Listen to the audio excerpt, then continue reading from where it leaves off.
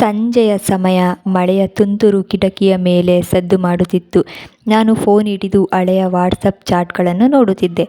ಅವಳ ಜೊತೆ ಮಾತಾಡಿದ ದಿನಗಳು ನೆನಪಾಗುತ್ತಿದ್ದವು. ಒಮ್ಮೆ ಅವಳ ಜೊತೆ ಗಂಟೆಗಳಷ್ಟು ಮಾತಾಡುತ್ತಿದ್ದ ನಾನು ಒಂದು ದಿನ ಅಚಾನಕ್ಕಾಗಿ ಅವಳಿಂದ ದೂರವಾದೆ.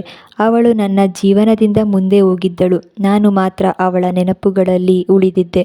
ಆ ದಿನ ನನ್ನ ಫೋನ್ಗೆ ಅವಳಿಂದ ಒಂದು ಮೆಸೇಜ್ ಬಂದಿತ್ತು. ಆದರೆ ನಾನು ಅದನ್ನು ಓದಲಿಲ್ಲ. ಆ ಸಮಯಕ್ಕೆ ನಾವು ಮಾತಾಡುವುದನ್ನೇ ನಿಲ್ಲಿಸಿದೆವು. ಸಮಯ ಹೋಯಿತು. ತಿಂಗಳುಗಳು, ವರ್ಷಗಳು ಕಳೆದೇ ಹೋದವು. 3 ವರ್ಷಗಳ ನಂತರ ಒಂದಿನ ಹಳೆಯ ಚಾಟ್ ಓಪನ್ ಮಾಡಿದೆ. ಅಲ್ಲಿ ಅವಳ ಮೆಸೇಜ್ ಇನ್ನೂ ಇತ್ತು. ನಡುಗುವ ಕೈಗಳಿಂದ ಆ ಮೆಸೇಜ್ ಓದಿದೆ. ಇವತ್ತು ನನ್ನ ಮದುವೆ. ಆದರೆ ಒಂದು ಸತ್ಯ ಹೇಳ್ಬೇಕು.